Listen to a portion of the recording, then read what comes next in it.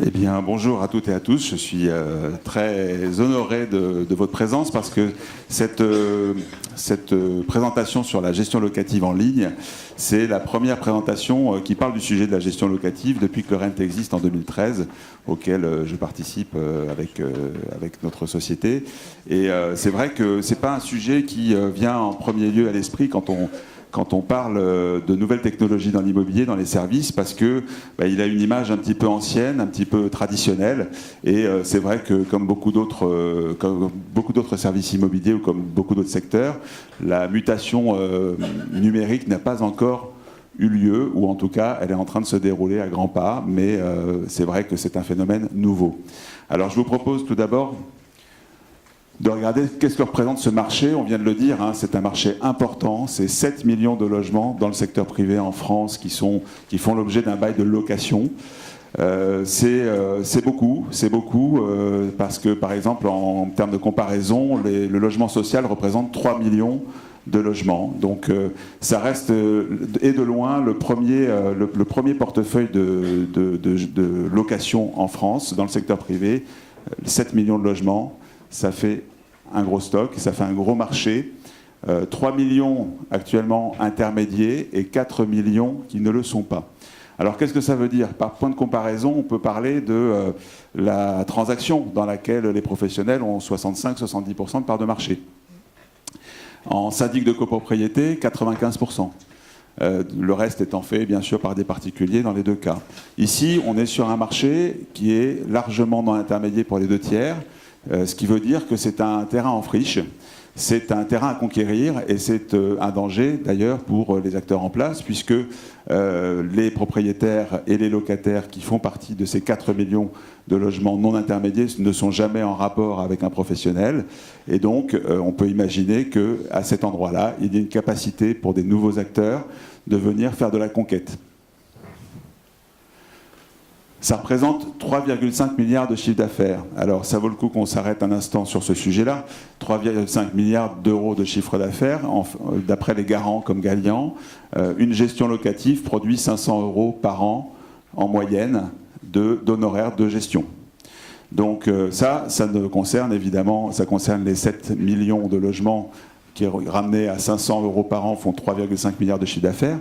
Mais on ne parle pas là ni des honoraires de location, ni des honoraires de vente, puisque quand on maîtrise la donnée sur la location et la gestion, eh bien évidemment, on a un réservoir, comme vous le savez, on a un réservoir de mandats exclusif d'ailleurs, pour la revente des biens.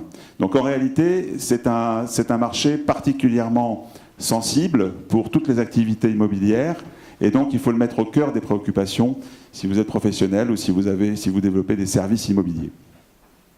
Alors, ce marché-là, il est, comme je vous l'ai dit, traditionnel, comme vous le savez, mais surtout, je pense qu'on peut avoir un point de repère dans le temps sur la dernière disruption. La dernière disruption, elle a 20 ans. C'était lorsque des personnes comme Jackie Lorenzetti, qui a créé Foncia, ont inventé la notion de grand groupe en rachetant leurs concurrents. C'était la dernière fois qu'il s'est passé quelque chose de vraiment disruptif sur ce marché de la gestion locative. Donc ça fait un petit moment maintenant. Donc c'est un terrain en friche et je vous propose de regarder pourquoi ce terrain en friche va être conquis par tous les acteurs qui s'intéressent à ce marché. Tout d'abord, premier moteur, la technologie. Je ne vous apprends rien, mais ça vaut le coup quand même d'en parler.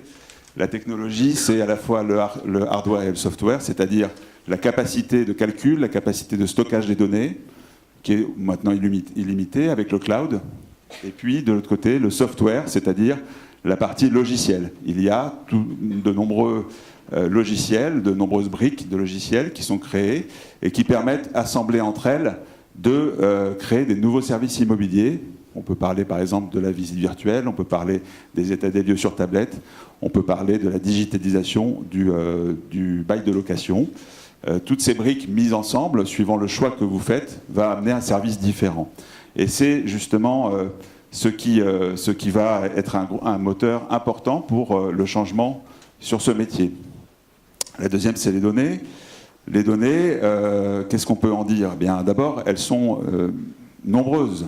À chaque instant, des millions de données sont captées, sont compilées, sont analysées par tout un tas d'applications, par l'État, l'INSEE, on a aujourd'hui en tout cas une multitude de données qui sont disponibles et qui sont publiques. C'est-à-dire que quand vous êtes une start-up, quand vous êtes un intervenant qui souhaite prendre ce marché, vous avez à la fois accès à des technologies et à des données qui vous permettent de bâtir des modèles économiques, des modèles nouveaux, des modèles disruptifs. Les comportements. Alors les comportements, en fait, il s'agit des comportements des clients, c'est le troisième moteur. Ici, qu'est-ce qu'il faut en dire? Sur les produits, d'abord, la bonne nouvelle, c'est que la pierre demeure une valeur sentimentale, en tout cas une valeur que les Français souhaitent acquérir. Donc ça, c'est une bonne nouvelle, c'est une constante. Mais par contre, donc vis-à-vis du produit, il y a des changements d'usage que vous connaissez tous. On peut parler, par exemple, de la donnée de la rentabilité ou de la donnée financière, c'est-à-dire que la maison de famille que vous aviez à la campagne, qui restait vide toute l'année, aujourd'hui, on la loue sur des sites bien connus pour la rentabiliser. Et d'ailleurs, soi-même, on n'est pas obligé d'aller tout le temps dans sa maison de campagne, mais on va louer autre chose sur la même plateforme. C'est un exemple, ça veut dire que le rapport à la pierre a changé, et ça veut dire que tout bien immobilier devient potentiellement louable. Ça veut dire que par rapport à nos données de marché, on peut imaginer que dans quelques années, eh bien, il y ait davantage encore de biens en location, et la frontière entre location de courte durée, de longue durée, meublé, non meublé, va être de plus en plus ténue.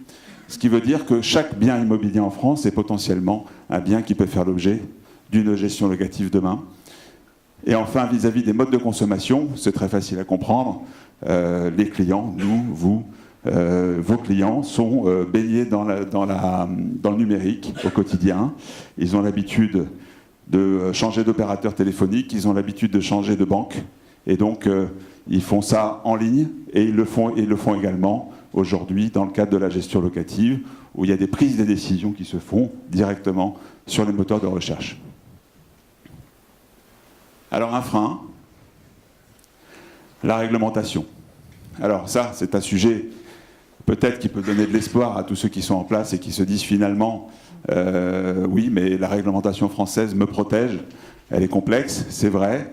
Il n'y a pas aujourd'hui en Californie, ni même en France, d'équipes de développeurs qui soient capables de modéliser la complexité de la loi Allure. Même si cette loi a été remplacée par la loi Elan, on est aujourd'hui dans un cas où la réglementation protège de l'intrusion, je dirais, d'un acteur international sur le marché français, ou d'autres, hein, puisque chaque pays a sa réglementation propre. Évidemment, ça ne protège pas de tout, parce que la réglementation a évolué. Si vous avez suivi les débats, vous savez que le bail numérique fait partie de la loi Elan, l'obligation donc de remplir un bail numérique sur une plateforme. Vous avez également la suppression de la mention manuscrite sur les actes de caution solidaire qui a été confirmée par la loi Elan. Ça veut dire qu'aujourd'hui, vous pouvez imaginer de faire une location sans rencontrer le garant, sans imprimer quoi que ce soit, puisque vous n'avez plus besoin, s'il y a un garant évidemment, puisqu'il n'y a plus besoin d'écrire à la main la longue mention manuscrite qui était obligatoire jusqu'à présent. Donc il y a quand même des glissements sur cette réglementation qui permettent petit à petit de numériser l'acte de gérer et de louer.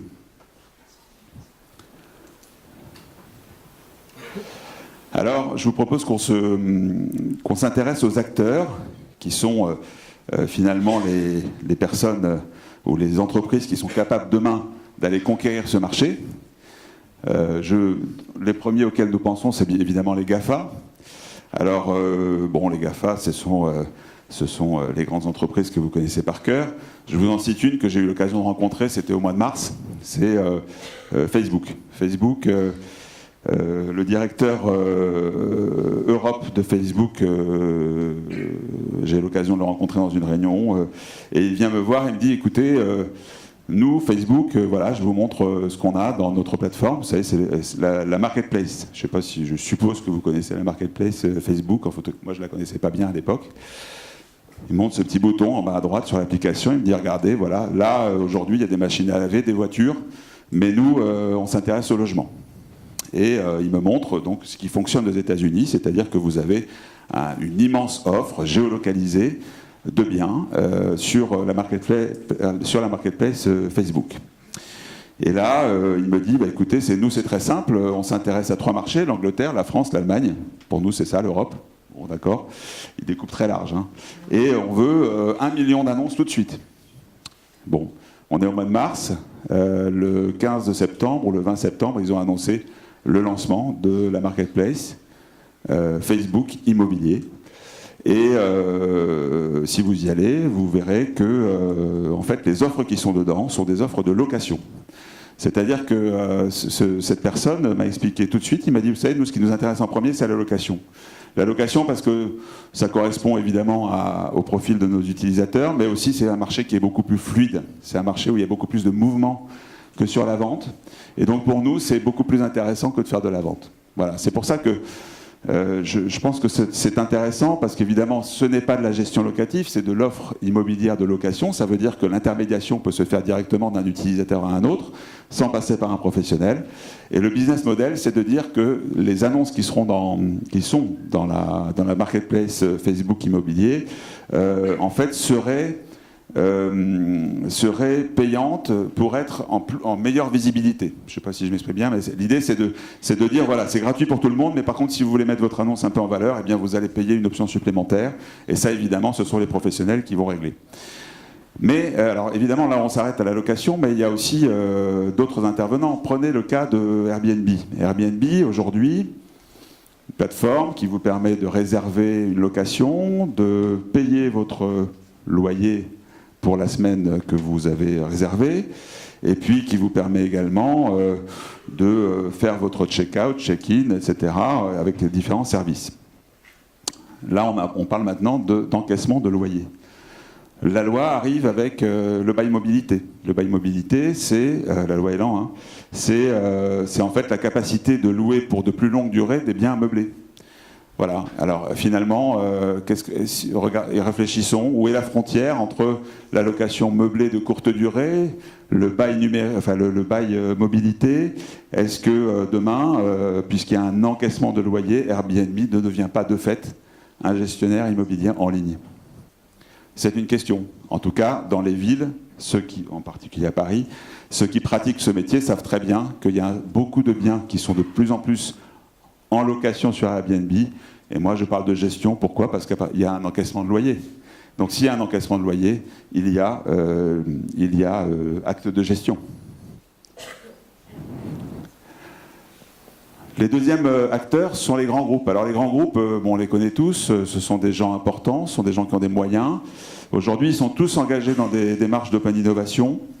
Ils sont soit en partenariat avec des startups, donc ils sont très très ouverts sur le monde numérique évidemment, soit ils les rachètent, soit ils sont actionnaires. On peut parler de Nexity par exemple, qui a lancé e-Gérance, donc ça c'est une initiative de gestion locative en ligne directe, mais toutes les grandes marques ont une antenne ou des antennes dans les startups. Et donc, elles sont très à l'écoute et très en connexion avec les innovations. C'est classique hein, dans la fintech, donc l'équivalent de la proptech, puisqu'on parle de proptech pour la propriété et la fintech pour la finance.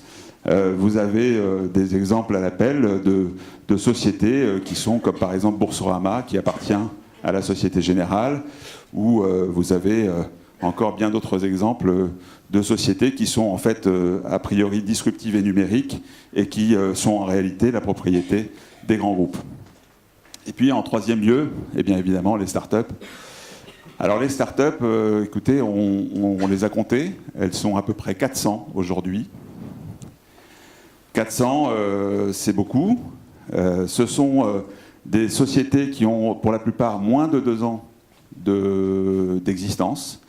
Et qui ont des modèles économiques qui sont tout à fait différents. Qu'est-ce qu'elles font ces startups? En fait, elles vont mettre ensemble les briques technologiques dont on a parlé tout à l'heure, et elles vont créer un service de gestion locative en ligne avec des particularités qu'on verra après.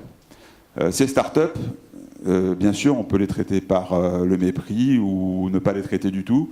En attendant, tous les jours, en gestion locative, alors sur les 400, la moitié sont dans le monde de la gestion locative. Ça veut dire qu'il y a aujourd'hui 200 startups en France qui travaillent sur des solutions de gestion locative en ligne. C'est intéressant, je pense, parce que ça permet de voir que finalement, la transaction n'est pas la seule problématique de l'économie numérique pour les services immobiliers. Alors, ces startups, elles sont en général composées de 3 à 5 personnes. La différence des startups par rapport aux acteurs existants, donc c'est très comparable, parce que les gestionnaires ne sont pas tous des grands gestionnaires, il y a beaucoup d'équipes de 3 à 5 personnes, mais la différence, c'est que grâce aux outils numériques, ils arrivent à réorienter leurs équipes plutôt vers la relation client, vers le commercial, vers tout ce qui va être de la conquête, justement. Donc c'est important de se dire que ce monde-là existe, qu'il lève des fonds. Il y a une start-up hier qui a annoncé, en gestion locative, que vous pouvez consulter en ligne, qui a annoncé une levée de fonds d'1 500 000 €. Et il y en a une autre il y a 15 jours qui a annoncé une levée de fonds de 800 000 €. Et donc, si je vous parle de tous ces éléments-là, c'est parce que si vous n'êtes pas convaincu que sur un marché aussi important en termes de chiffre d'affaires, et avec les outils qui sont là, et avec les intervenants qui sont là, qu'il va y avoir une disruption sur ce marché-là, ou que cette disruption est déjà en route, eh bien, je crois que voilà, on a tous les éléments en main pour dire que cette disruption, il va sortir quelque chose de tout cela. Alors voilà, on va parler justement des initiatives sur ces gestionnaires locatifs en ligne. Pour vous dire d'abord que dans la PropTech, les investissements mondiaux ont été en 2013 de 2 milliards de dollars.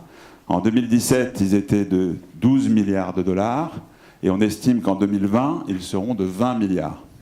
Donc vient s'ajouter cette brique financière, ces moyens qui vont permettre justement à ces opérateurs en ligne de venir capter des clients sur ce marché largement à conquérir. Alors aujourd'hui, elle représente 0,5% de part de marché.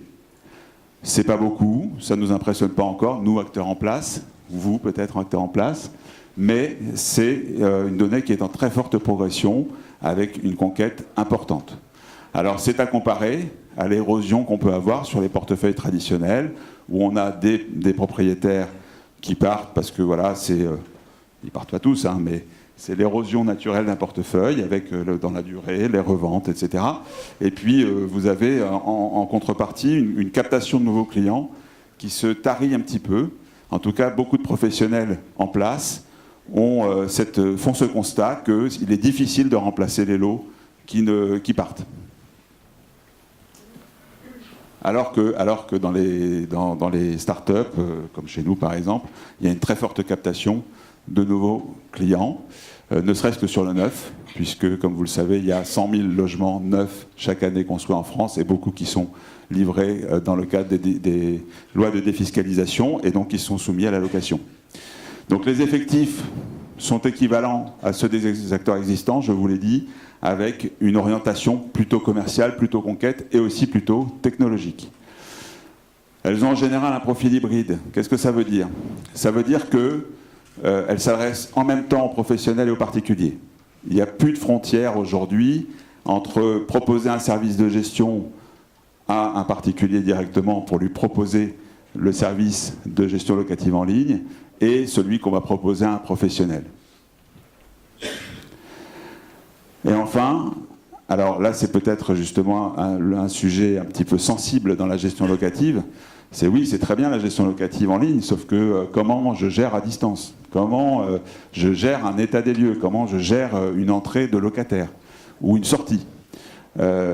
Aujourd'hui, les startups qui se sont montées autour d'un modèle entièrement numérique sont confrontées à des difficultés à ce niveau-là. C'est-à-dire que donner sa gestion locative à un acteur en ligne, c'est possible, c'est faisable, c'est compréhensible. Par contre, dès qu'on va dans le vif du sujet de comment je fais pour donner la clé, comment je fais pour pour gérer un problème technique, eh bien, très très vite, on atteint les limites. Et vous remarquerez, si vous y intéressez, que ceux qui ont annoncé des levées de fonds, des startups qui sont entièrement numériques, eh bien, quand vous allez sur leur site, ben, il y a marqué « Service uniquement disponible à Paris pour le moment ». Voilà, ça c'est quand même la réalité des choses. Pourquoi cette stratégie multicanal est la stratégie gagnante aujourd'hui? Parce que être multicanal, ça veut dire être numérique, et ça veut dire aussi disposer d'un réseau de distribution ou de présence dans tous les territoires. Et là, le rôle de l'agent immobilier est central, puisque cette stratégie multicanal va permettre à la fois de capter des nouveaux clients et de générer de la gestion locative réellement, c'est-à-dire transformer le lead en client. Hein, ça, c'est très important parce que vous pouvez générer autant de leads que vous voulez sur la gestion locative. Si vous n'êtes pas, si vous êtes à Paris et qu'on vous propose un bien à Nice et que vous n'êtes pas présent à Nice, très très vite, cette limite va vous contraindre à ne pas prendre le client en charge.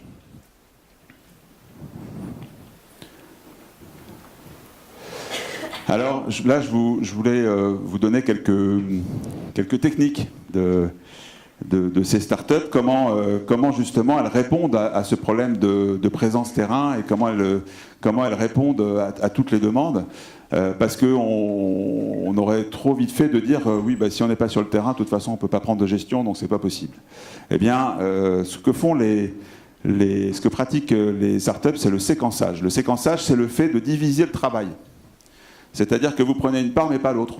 Vous prenez par exemple la comptabilité, mais vous ne prenez pas les états des lieux. Vous prenez la gestion des loyers, mais vous ne régularisez pas les charges. Vous savez certainement que dans la loi Allure, il y a une disposition qui prévoit que vous pouvez louer un logement dans le cadre de charges forfaitaires. Donc ça veut dire qu'il n'y a pas plus de régularisation des charges, ça veut dire que vous êtes capable de faire du binaire. J'encaisse, je reverse. J'encaisse, je reverse, et je ne fais pas de comptabilité autour de ça, pas de calcul. Donc c'est une solution qui permet justement le séquençage. Alors je vous donne les grandes catégories. Aujourd'hui, vous trouvez des assistants. Alors les assistants, je vais citer une marque que vous connaissez peut-être, Rentila. Un assistant, en réalité, c'est pas un gestionnaire. Il a la couleur du gestionnaire, le goût du gestionnaire, mais c'est pas un gestionnaire. C'est pas un gestionnaire parce qu'il n'encaisse pas les loyers. Il ne fait pas de maniement de fonds. C'est uniquement une plateforme qui vous dit, voilà, vous venez chez moi, vous êtes un particulier, vous êtes propriétaire d'un bien, vous venez chez moi, vous allez trouver les baux, vous allez trouver les imprimés, vous allez trouver les conseils, vous allez trouver tout ce qui va vous permettre de gérer tout seul, de particulier à particulier, mais sans encaissement de fonds. Alors ça, c'est le séquençage le plus... on est même dans l'écrémage, là, hein. Il y a très très peu de services. Le business model, c'est quoi? C'est de dire, bah, écoutez, puisque vous êtes sur ma plateforme, je vais en profiter pour vous vendre une assurance. Ou je veux vous vendre une prestation autre. C'est ce qu'on appelle du freemium. C'est-à-dire que vous arrivez directement, parce que ce qu'il faut dire, c'est que ces plateformes-là sont entièrement gratuites pour le propriétaire. Vous arrivez, vous créez votre compte, et puis vous avez tout un environnement de conseil. Bon. Et après, on vous vend quelque chose si vous le souhaitez. Voilà. Et alors, ça fonctionne, hein, parce qu'ils revendiquent aujourd'hui 20 000 clients. 20 000 clients en France. C'est pas beaucoup. Il y a une marge de progression. Il y a une société qui fait la même chose en Angleterre qui s'appelle Rentify. Et Rentify, ils ont 200 000 clients. Donc, vous voyez que ça devient quand même significatif quand on souhaite capter de la clientèle en gestion locative. 200 000 clients, c'est un beau portefeuille. Deuxième type de séquençage, vous avez les comptables. Donc les comptables, ce sont justement des sociétés de gestion locative en ligne qui vont uniquement travailler sur la partie comptable, l'encaissement et le reversement. Il y a une plateforme comme ça aux États-Unis qui existe depuis longtemps, qui marche assez bien. Vous êtes un particulier, vous dites écoutez, moi de toute façon je ne veux pas m'occuper, moi ce que je veux c'est récupérer mon loyer, le reste ça ne m'intéresse pas, je n'ai pas besoin de conseils, les travaux c'est moi qui les fais, je n'ai pas besoin d'un gestionnaire, mais je veux la sécurité de pouvoir dire à mon locataire écoutez c'est simple, vous payez votre loyer par carte bancaire sur la plateforme et puis la plateforme me reverse mes loyers. Pas de régularisation de charges, pas de travaux, pas de suivi, pas de contact, uniquement de l'encaissement et du reversement. C'est ce que moi j'appelle les comptables, même si on peut discuter sur cette notion de comptabilité, puisqu'il n'y a aucune écriture de passé en réalité. Alors ils sont nombreux, je ne les ai pas cités, parce que je ne veux pas citer de marque à chaque fois, mais aujourd'hui sur le marché, ces gens-là sont très présents. Le développement est poussif, parce qu'au final, très très vite se pose la question de l'allocation, de l'état des lieux. C'est un petit peu le problème justement de l'absence de stratégie multicanale. Ils sont obligés, pour répondre à toutes les demandes, de s'associer avec d'autres marques ou d'autres services. Et donc le développement n'est pas tout à fait aussi simple que ce qu'ils imaginaient au départ. Mais je suis très prudent, hein, parce que ce qu'on dit aujourd'hui peut ne pas être vrai demain sur ce que nous constatons aujourd'hui. Les courtiers, ce sont en fait des plateformes qui, sous couvert de vendre de la gestion locative à 1%, ont plutôt tendance à faire exactement la même chose que les assistants, c'est-à-dire qu'ils vont vous vendre du contrat d'assurance.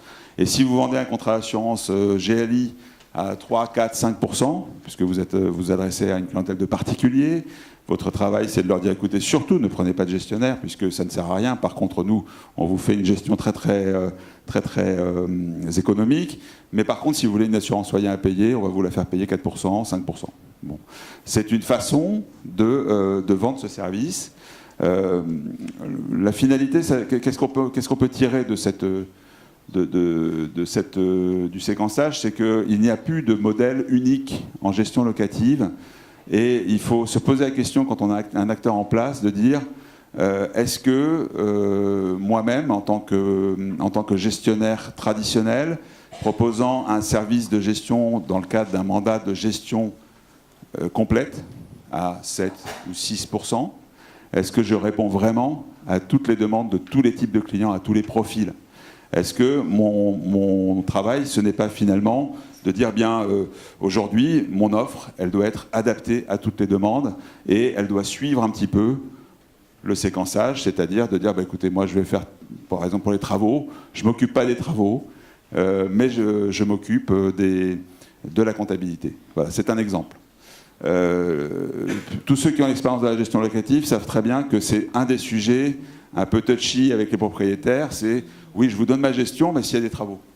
S'il y a des travaux, moi, je veux être averti, je veux mon plombier, je veux que ce soit moi, je veux que ce soit quelqu'un que je connais, et puis si c'est plus de 200 €, surtout, je veux être averti avant. Bon, la gestion des travaux n'est pas forcément quelque chose qui correspond à tous les propriétaires. Voilà un exemple où on peut parler de séquençage si vous supprimez une prestation par une baisse évidemment de vos honoraires en contrepartie. Puis le dernier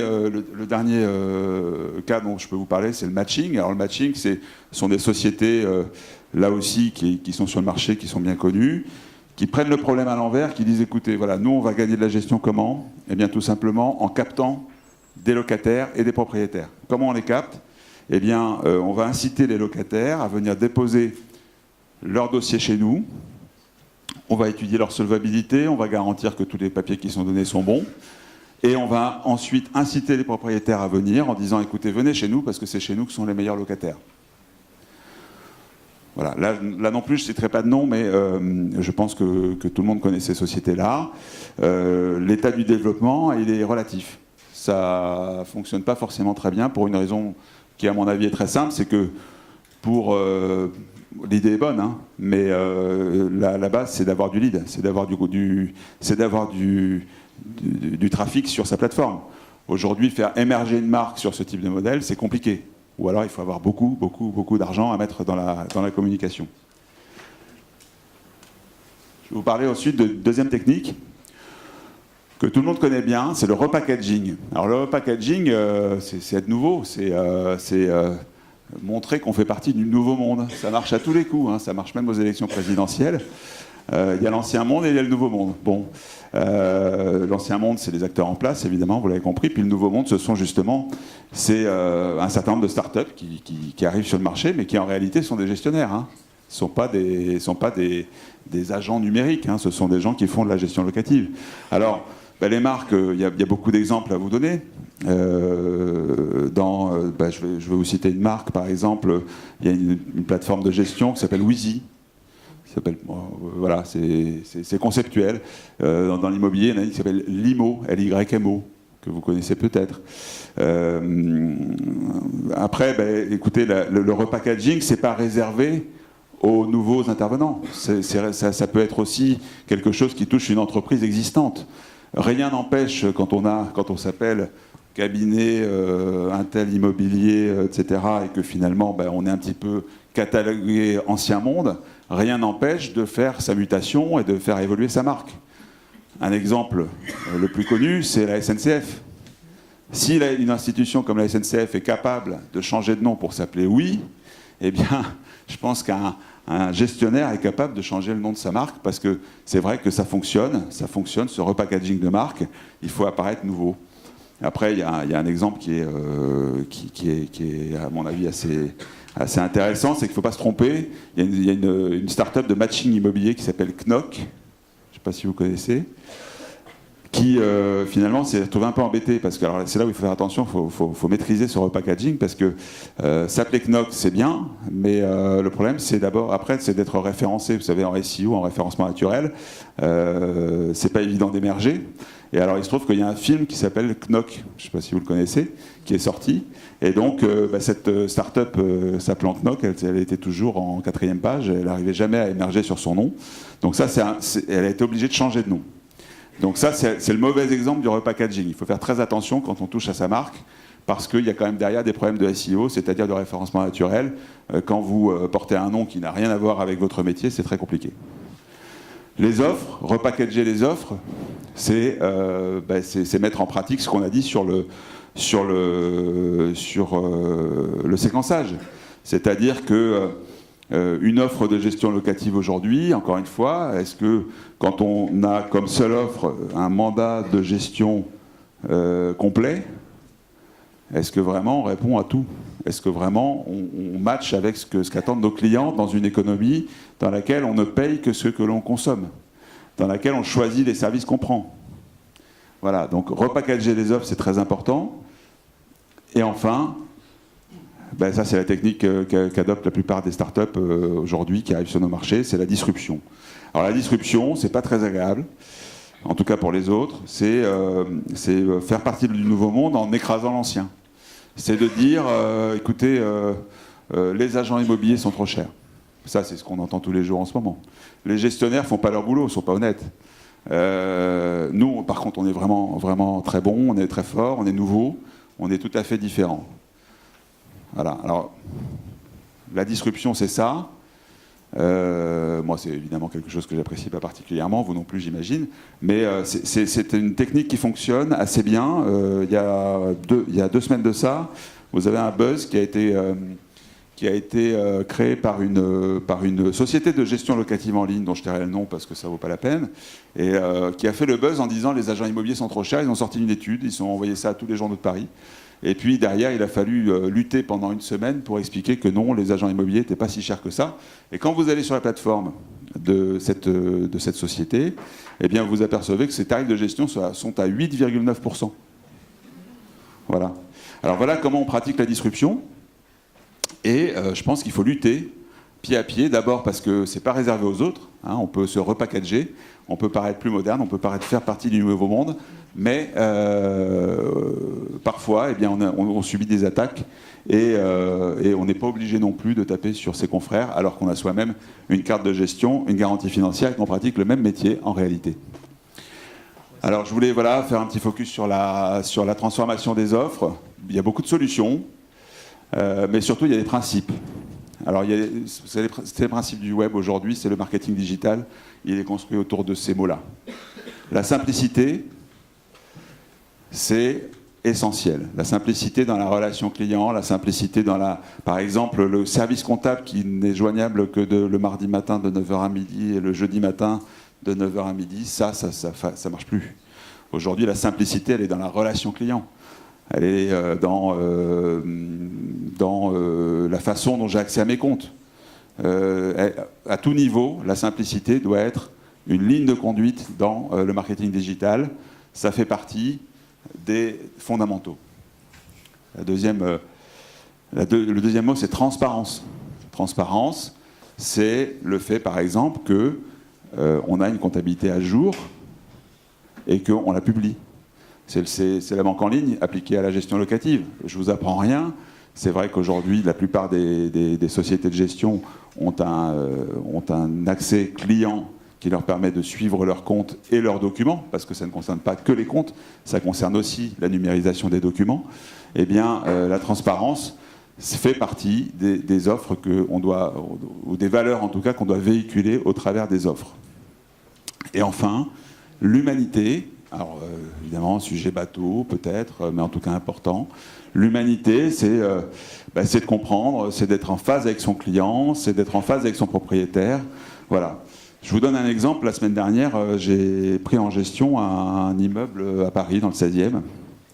Et puis j'ai été face à une dame qui, en la découvrant, je me suis rendu compte qu'elle était gérée depuis 45 ans par le même cabinet, qu'elle n'avait comme revenu que ses loyers, que ses loyers lui étaient versés par forfait, c'est-à-dire qu'elle touchait en réalité un tiers de ses loyers tous les mois et le reste à la fin du trimestre, qu'il fallait qu'elle se batte pour avoir ce trimestre complet et qu'elle ne faisait rien de ce qu'elle voulait puisque tout était chez le gestionnaire et ça durait depuis 45 ans.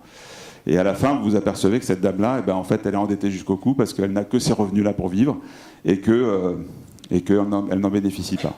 Voilà. Je pense que l'humanité, dans ce cas-là, c'est quand même d'essayer de comprendre que nos propriétaires sont face à des réalités. Par exemple, leur régler leur loyer avant que la banque se fasse le prélèvement sur l'emprunt, etc. Voilà. En tout cas, cette notion-là d'humanité va se retrouver dans ce que vous allez véhiculer, qui va vous permettre de générer du lead sur votre site internet. On va y revenir. Alors, la digitalisation des services, c'est un sujet assez technique. Qu'est-ce qu'on met dedans ? C'est quoi la conséquence de la gestion locative en ligne et c'est quoi la conséquence de devenir digital quand on a un gestionnaire traditionnel ? C'est d'abord qu'on va s'organiser en back-office, front-office. C'est-à-dire qu'il y a des actions que vous allez continuer à mener en front-office, c'est-à-dire en contact client, mais tout ce qui se passe en back-office, la comptabilité, les travaux, etc., ça peut se réorganiser, ça peut se faire différemment, ça peut se faire au travers d'une plateforme, ça peut se faire au travers d'un accès Internet, et surtout, ça peut se faire sur un autre lieu. Alors c'est ce que font les groupes, quand ils regroupent leurs services administratifs dans un centre et puis qu'ils ont uniquement des agences commerciales, mais c'est pas interdit de se poser la question de qu'est-ce que je garde moi en interne et qu'est-ce que j'externalise mon back-office, est-ce que je le garde en interne ou est-ce que je l'externalise ? Si vous êtes sur un emplacement numéro 1 dans un quartier où les loyers commerciaux sont chers, je pense que c'est une question que vous posez tous les jours. Quel intérêt j'ai d'avoir des comptables, des personnes administratives dans les locaux, alors qu'ils ne rencontrent finalement que peu de clients, tout se passe par Internet et tout se passe par téléphone. Alors, l'automatisation, l'intelligence artificielle, la reconnaissance optique, la visite virtuelle, ça, ce sont des sujets actuels. Ce n'est pas le futur. L'automatisation, on a parlé brièvement tout à l'heure sur les loyers. Si je fais loyer plus charge pour forfaitaire, ma comptabilité, elle est très simplifiée. Donc l'automatisation, elle peut se faire à ce moment-là. C'est un exemple. Est-ce qu'aujourd'hui, quand j'ai une plateforme dans laquelle, ou en tout cas un accès client dans laquelle le client va rentrer ses données, est-ce que je peux les rentrer directement dans mon logiciel de gestion ? La réponse est non, parce que les éditeurs ne sont pas prêts, mais c'est quelque chose qui, à mon avis, va se développer très rapidement. Donc c'est une automatisation de la saisie, par exemple. C'est pour tous ceux qui savent ce que c'est que de rentrer des mandats de gestion, c'est long de rentrer des données dans les logiciels. La reconnaissance optique, elle arrive. Je crois même qu'elle est déjà opérationnelle chez certains éditeurs. C'est par exemple la reconnaissance optique sur les appels de fonds. Quand vous gérez les charges de vos propriétaires, au lieu de prendre chaque document et puis de mettre vos comptables au travail pour aller saisir des montants, d'aller chercher le propriétaire dans le logiciel, la reconnaissance optique, c'est quelque chose, finalement, vous scannez vos appels de fonds et puis vous allez directement vous retrouver sur, il va reconnaître que c'est l'appel de fonds de tel propriétaire pour tel bien, et vous allez directement, vous n'aurez plus qu'à appuyer sur la touche pour valider l'écriture. Ce sont des gains de productivité dont on parle là. Et la visite virtuelle. La visite virtuelle, c'est majeur. Je ne sais pas si vous l'utilisez déjà, mais en tout cas, les grands groupes considèrent que c'est l'innovation la plus disruptive et la plus importante de tout ce qui a été développé récemment. Alors la visite virtuelle, on l'utilise bien sûr en vente, mais en réalité, c'est en location qu'elle est la plus efficace. Parce qu'en location, on vous livre un appartement neuf, ou vous prenez un nouveau mandat de gestion, vous allez dans le logement, ou même vous pouvez déléguer cette mission au diagnostiqueur. D'ailleurs, on va prendre un exemple très concret. Je fais une visite virtuelle, je la publie, et puis finalement, à chaque fois que mon bien revient disponible, je republie la même visite virtuelle, etc. Je n'ai plus besoin d'aller reprendre à chaque fois des prises de vue. Vous allez me dire, c'est pareil avec la photo, mais la différence, c'est que dans la visite virtuelle, il y a le fait qu'on est actif, on peut rentrer dans les pièces, on peut se faire une meilleure idée du bien. Eh bien, aujourd'hui, nous, en tout cas, nous l'utilisons, et nous avons déjà fait au moins une vingtaine de locations sans visite. Des gens qui viennent d'une ville, qui s'installent dans une autre ville, qui n'ont pas le temps ou qui sont sur un marché tendu, qui veulent être les premiers, eh bien, ils font une visite virtuelle, ils envoient leurs documents et ils louent. C'est un gain de productivité majeur et c'est aussi un outil qui ouvre la porte à tous les acteurs non présents sur la zone. Donc il n'y a plus de chasse gardée en termes de géographie, il n'y a plus de terrain conquis pour qui que ce soit. La visite virtuelle, c'est majeur. Alors prenons l'exemple très concret. Vous prenez un mandat de gestion. Vous faites appel à votre diagnostiqueur préféré avec lequel vous avez convenu qu'il vous ferait une visite virtuelle en plus des diagnostics. Il vous fait les diagnostics, il vous fait la visite virtuelle, vous publiez votre visite virtuelle. La visite virtuelle, eh bien, donne un lead. Ce locataire visite par le biais du site et puis il vous dit « Ok, ça me plaît, je prends ». D'accord, puisque vous prenez l'appartement, vous m'envoyez vos pièces en numérique, je les valide. Derrière, qu'est-ce que je fais?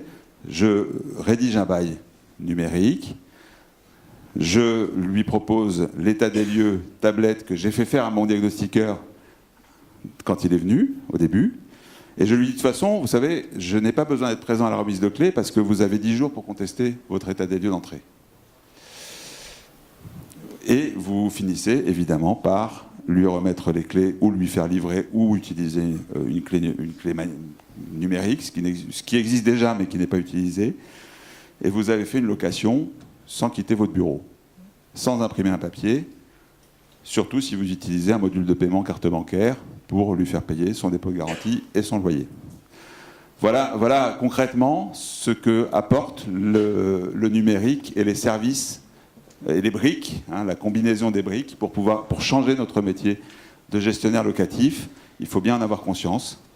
Donc c'est une révolution du schéma économique qui a lieu, c'est-à-dire qu'à partir du moment où vous faites évoluer vos offres, que vous faites évoluer votre marque, que vous faites évoluer vos services, eh bien, vous avez bien compris que tout le schéma économique des administrateurs de biens est complètement modifié et que la valeur même des portefeuilles est aussi modifiée, puisque derrière tout ça, il y a des changements de comportement des consommateurs qui font que la pérennité de votre mandat de gestion, elle est plutôt attachée à la date de départ du locataire, parce que ça arrive souvent, enfin, je pense que vous avez des exemples en tête, que finalement, le mandat annuel, au moment du départ locataire, le propriétaire vous dit « Non, mais j'arrête.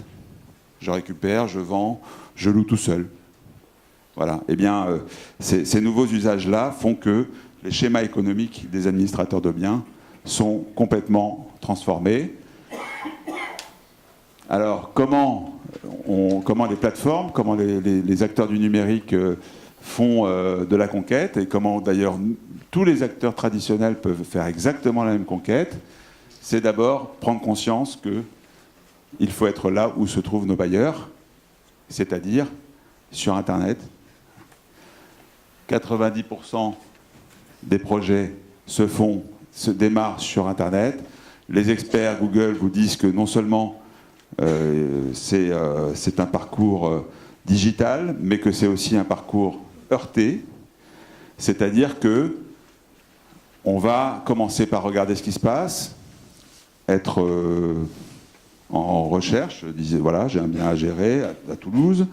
Je regarde, d'abord il faut être visible, et puis je regarde, j'ouvre des pages, je me fais une opinion, je reviens, je repasse sur d'autres sites qui parlent encore une fois de la même marque, et puis là je me rassure un petit peu.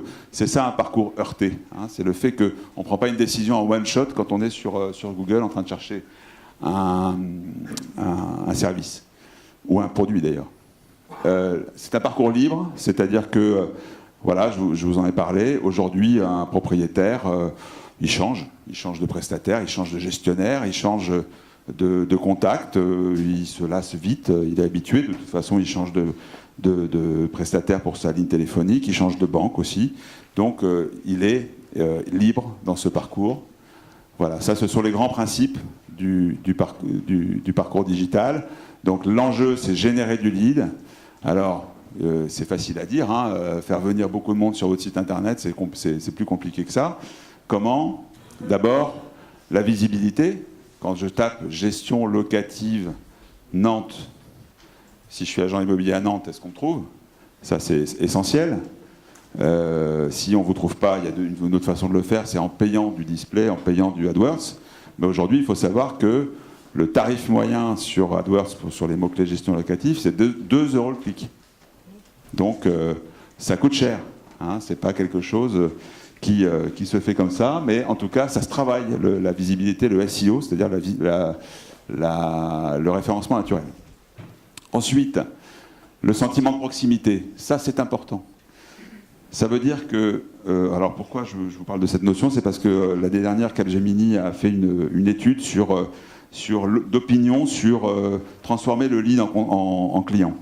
Et ils se sont aperçus que la première raison qui fait qu'un consommateur va vous contacter, c'est que ce n'est pas le prix, contrairement à ce qu'on peut penser. Le prix vient en deuxième position, c'est le sentiment de proximité. Et le sentiment de proximité, ce n'est pas la proximité géographique, c'est le fait qu'on partage les mêmes valeurs, qu'on partage les mêmes besoins, qu'on réponde aux besoins du consommateur qui va venir sur votre site. Ça, c'est très important. Ça rejoint la notion d'humanité dont on parlait tout à l'heure. Les consommateurs se font une opinion en fonction du sentiment de proximité qu'ils peuvent avoir avec votre marque, avec votre site. Et c'est comme ça qu'on transforme du lead en contact. Les éléments de réassurance, c'est très simple, c'est des témoignages, c'est de dire que le fait qu'on parle de vous positivement. C'est pas les avis clients, hein. Les avis clients c'est autre chose. C'est le fait que y a beaucoup de gens qui parlent de vous et que tous les témoignages concordent pour dire que vous êtes des gens bien. Voilà. La recommandation. Pardon, je me suis trompé. Les éléments de réassurance, excusez-moi, ce sont les labels. Les labels, c'est-à-dire le fait de dire moi j'appartiens à tel, je porte tel label, je porte un label AFAC, je porte un label de qualité. Et évidemment la recommandation, c'est ce dont je viens de vous parler. La géolocalisation, bien sûr, ça, là on est dans Google Maps. Donc Google Maps, vous connaissez, hein, c'est le fait de dire moi j'ai un bien dans tel quartier, dans telle ville, et écoutez, je vois que lui est présent. Donc je vais pouvoir le retrouver. Et donc ça se travaille aussi, hein, être visible sur les Google Maps. Et puis le Web to Store, c'est quoi? Ça, c'est justement l'atout des agents immobiliers et des gestionnaires dits traditionnels. C'est le fait d'être en capacité de faire venir ce lead et de trouver toutes les bonnes occasions de faire venir ce contact Internet dans le bureau. Beaucoup de marques dont je tairai le nom évidemment aussi le font très bien, hein. C'est le fait d'être capable d'organiser une réunion d'information, de pouvoir parler des prix des loyers dans le quartier, de pouvoir dire comment on peut assurer son bien en garantie de loyer impayé via une GLI, via un Visal, etc. C'est le fait, donc le Web to Store, c'est le fait de transformer un lead en contact physique. Le gestionnaire immobilier de demain. Donc on fait un peu de prospective. Je crois que voilà, c'est tout simple, hein, tout ce qu'on a dit avant. Enfin tout simple, c'est compliqué, mais tout ce qu'on a dit avant, c'est pas pour les autres. C'est-à-dire que s'adapter aux nouvelles pratiques, c'est, je pense, une question de survie pour tous ceux qui sont en place. Et puis, tout simplement, c'est une capacité à être en compétition avec les nouveaux acteurs. Mais c'est important parce qu'on a tellement vu dans nos professions de mouvement, je dirais, de conservatisme en disant « Oh là là, non, mais ça marchera jamais ». Ça ne marchera jamais, il vaut mieux rester comme nous sommes, c'est nous qui avons raison. En réalité, aujourd'hui, j'espère vous avoir en tout cas convaincu que le marché est en train de bouger. Externaliser ce qui peut être externalisé, ça veut dire que si je ne suis pas bon sur un domaine, pourquoi ne pas évaluer la capacité qu'ont d'autres à le faire à ma place? Ça peut être une externalisation totale de ma gestion locative parce que tout simplement, je suis un gestionnaire qui n'a pas suffisamment de l'eau et qui n'a pas suffisamment de rentabilité. Donc, je pêche un peu en qualité. Qu'est-ce que je vais faire? Je vais externaliser la totalité, mais pas forcément la totalité. Je peux aussi dire, la comptabilité, ça m'ennuie. Par contre, je suis bon sur le reste. Je vais externaliser la comptabilité. Pourquoi pas? Ça fait partie des solutions. L'expert de marché. Alors, être expert de son marché. Écoutez, on va se recentrer. L'agent immobilier de demain, qu'est-ce que c'est? C'est un expert de son marché. Il maîtrise la data, il maîtrise l'expertise sur son domaine. Eh bien, c'est là où il doit être très bon et peut-être pas forcément en ayant une multiplication des services qu'il ne fera pas forcément très bien tout seul. C'est un intégrateur de services, c'est-à-dire qu'il est capable d'aller chercher dans l'environnement, dans l'écosystème de l'immobilier, des briques, justement, qui sont par exemple le financement, qui sont la gestion locative, qui sont tous les services dont les clients ont besoin, puisque le rôle de l'agent immobilier, ça reste bien de répondre à toutes les demandes des clients en matière de logement. Je pense que l'erreur à ne pas faire, c'est de continuer à dire, écoutez, moi je ne fais pas de location.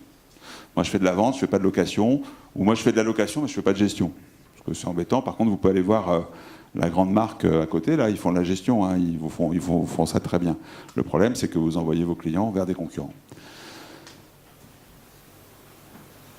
L'agent immobilier de demain, voilà, on peut imaginer que c'est comme ça que le métier va évoluer. C'est un hub immobilier, c'est-à-dire que c'est un point de rencontre entre le client et tous les services liés au logement.